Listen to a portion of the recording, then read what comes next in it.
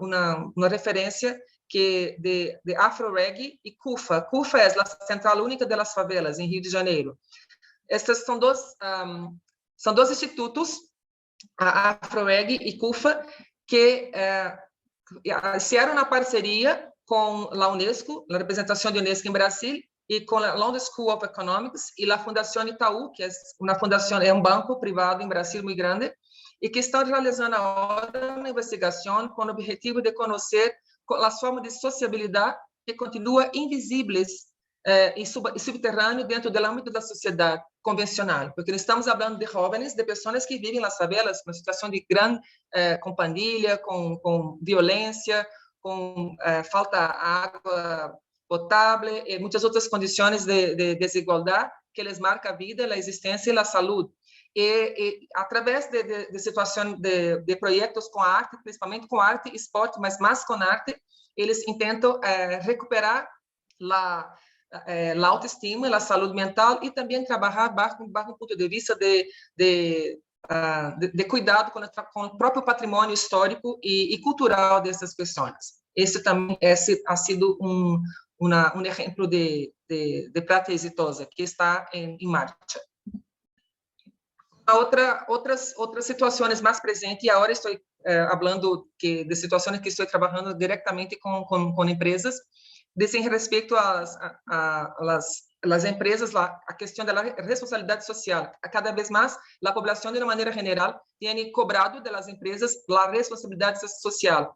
Muito do que falamos da sigla ESG, que vem do inglês, né? Environment, Social Governance, né?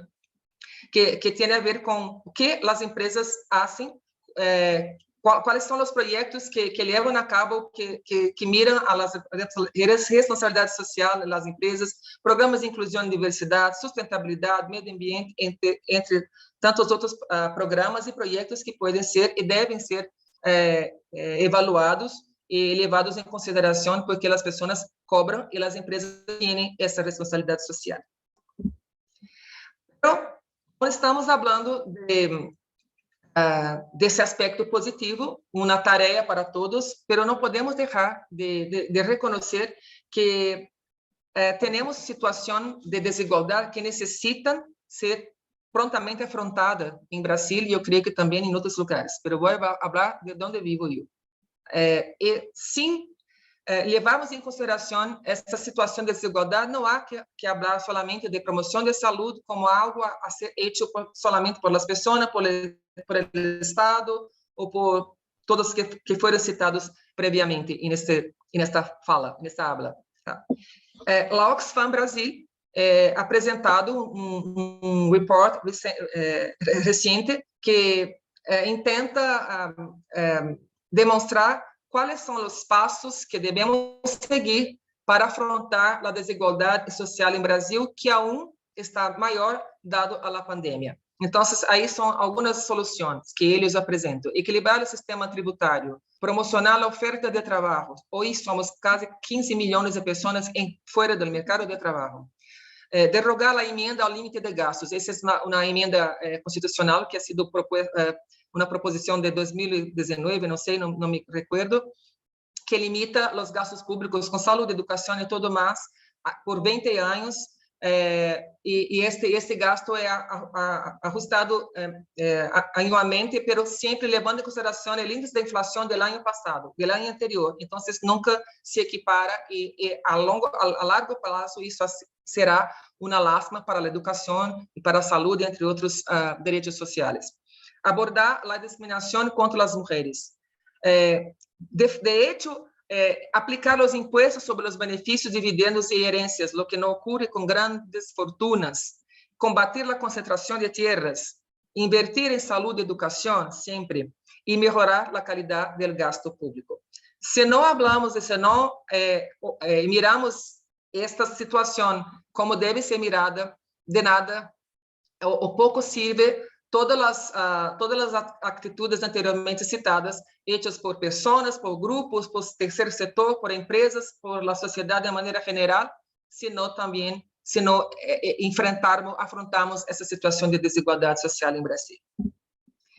Bueno, promover essa discussão, para promover a saúde que necessitamos e que queremos, temos que levar em consideração que o rescate, sim, dos fundamentos da promoção da saúde, que, como dije anteriormente, os fundamentos, os princípios basilares miram hacia a promoção, a visão mais salutogênica, mais positiva.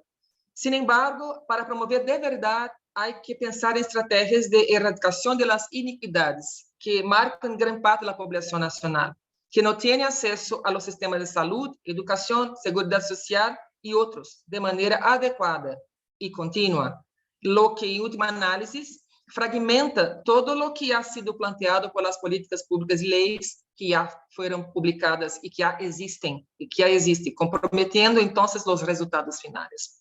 Aunque a promoção de saúde seja uma tarefa de todos, torna-se necessário pensar em um panorama sociopolítico que atravessa a educação para a tomada de consciência coletiva. Uma educação que pueda rechazar os mesmos produtores da desigualdade. Sim, porque a desigualdade não é um hecho natural, ela é produzida. Tem que uma educação que ampliar a discussão para rechazá-los. Porque durante siglos e siglos, essas pessoas, os malos políticos e as malas políticas seguem drenando, sangrando os direitos da população com suas políticas corruptas e obscuras. Então, há que constatar que essa é uma tarefa de todos, mas tentar fazer a promoção de saúde que queremos é também afrontar a desigualdade com todas as condições legais que temos para ser um país justo e digno para que todos possamos viver. E termino minha ponência, minha aula, trazendo Paulo Freire, esse grande educador brasileiro que conhecido de todo o mundo, quando ele diz que não é o silêncio que se hacen os homens, sino as palavras, em trabalho, ação e reflexão, comemorando seu centenário de existência. Muitas graças a todos e graças por tentar ouvir mi portunhol. Muitas graças. Doctora Cleria, muchísimas gracias. No es portuñol, créame, su español tiene muy buen nivel. Muchas gracias. Una de las enseñanzas y de las cosas extracurriculares que nos deja un evento tan importante e internacional como el U21 es precisamente podernos deleitar.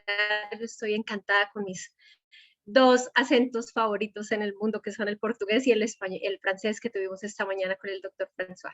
Muchísimas gracias. Justamente esta magnífica presentación que usted nos hace sobre la promoción de la salud y las desigualdades tan afectada en nuestra región, factores como género, raza y otros más, y cómo usted nos muestra, y seguramente muchos artículos ya publicados están mostrándonos cómo toda esta desigualdad en la promoción de la salud que es tan importante se ha visto afectada por esta pandemia, ¿cierto? Y empieza usted su reflexión con esta gran pregunta, y es ¿quién se encarga de la promoción de la salud?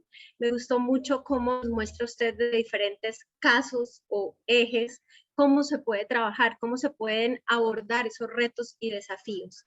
Nos presenta usted una serie de propuestas donde resalto algunas que me encantaron, como mayor inversión en atención primaria a la salud, mejoría de los servicios de salud, no solo en cobertura, sino en calidad, establecer estrategias de seguimiento que sean realmente eficientes, dar capacitaciones y trabajar este tema tan importante que es el empoderamiento y la motivación de nosotros, el personal de la salud, ¿cierto? Entre otras que usted nos presentaba. Entonces, el caso servicios de salud, el caso ciudades, que va muy de la mano y vamos a trabajar mucho en este evento U21. Mañana tenemos unas conferencias bien importantes sobre los temas de ciudades, municipios y ruralidad y entornos saludables, que va muy de la mano con esto. Y usted nos muestra cómo en algunas ciudades de Brasil se han establecido una serie de acciones para favorecer esa promoción de la salud. También nos muestra el caso 3 de acciones de grupos comunitarios y el caso 4 de empresas. Y nos deja con esta profunda reflexión de cómo afrontar estas desigualdades sociales, usted mirándolo desde su país, Brasil, pero que seguramente con todo lo que hemos visto, los participantes estarán de acuerdo conmigo en que muchos de esos factores se viven en un país como Colombia y en otros de nuestra región de América Latina y el Caribe. Así que muchísimas gracias, doctora Clelia, por su intervención y doy paso a nuestra siguiente conferencista. Ella es Olga Paola Cáceres Corredor. Ella nos va a presentar su conferencia titulada Patrones Alimentarios en Malnutrición Infantil. Paola es médico general por la Universidad Autónoma de Bucaramanga, UNAP, y tiene una especialización en pediatría por la Universidad Industrial de Santander. También tiene un estudio de posgrado en abordaje integral del adolescente por la Universidad de Buenos Aires y es coordinadora del programa Madre Canguro del que vamos a estar en la tarde de hoy es patrones alimentarios y malnutrición infantil. Ya pues digamos que una parte del tema se desarrolló parcialmente en la primera charla de la doctora Giovanna. Sin embargo, yo pues voy a presentarles este contenido para la tarde de hoy. Unas reflexiones breves sobre el hambre. Recordemos que estamos en el eje de los objetivos del desarrollo sostenible orientados hacia el fin del hambre. Entonces vamos a hacer una reflexión muy breve sobre este tema, algunas definiciones para entender mejor el transcurso de la charla. Vamos a hablar del estado de la malnutrición, una visión mundial de América Latina y el Caribe, algunas prácticas alimentarias que se han encontrado y que se han revisado de manera, digamos, en la literatura, que se relacionan con estos patrones de malnutrición para nosotros, para Latinoamérica y los países en vía de desarrollo, y finalmente las conclusiones. Entonces, respecto al hambre, pues tenemos que decir que el hambre pues tiene un el globo terráqueo, se pierden anualmente miles de toneladas de alimentos, lo cual pues nos llevaría como a replantear o a pensar si realmente la escasez de alimentos es el principal problema del hambre. Y sabemos que básicamente para América Latina, 127 millones de toneladas de comida se pierden al año, que eso serviría para alimentar a 1/3 de la población mundial del planeta, ¿no? Entonces, sabemos que el hambre nos causa desnutrición, nos causa alteraciones a nivel del desarrollo, a corto o a largo plazo, una disminución en el desarrollo de esas, digamos, capacidades plenas que puede tener el ser humano, y nos ha llevado también a que se produzcan crisis financieras y económicas que todos conocemos como el desplazamiento forzado, las migraciones de países de mayores ingresos a aquellos, de menores ingresos, perdón, a aquellos de mayor ingreso en busca del pan, de la comida. Entonces las causas del hambre tienen un espectro muy amplio. Sabemos que pueden ser fruto de una especulación financiera, que muchas veces se crean falsas crisis económicas, a veces asentadas en la guerra, en los problemas políticos, en la manipulación, en la falta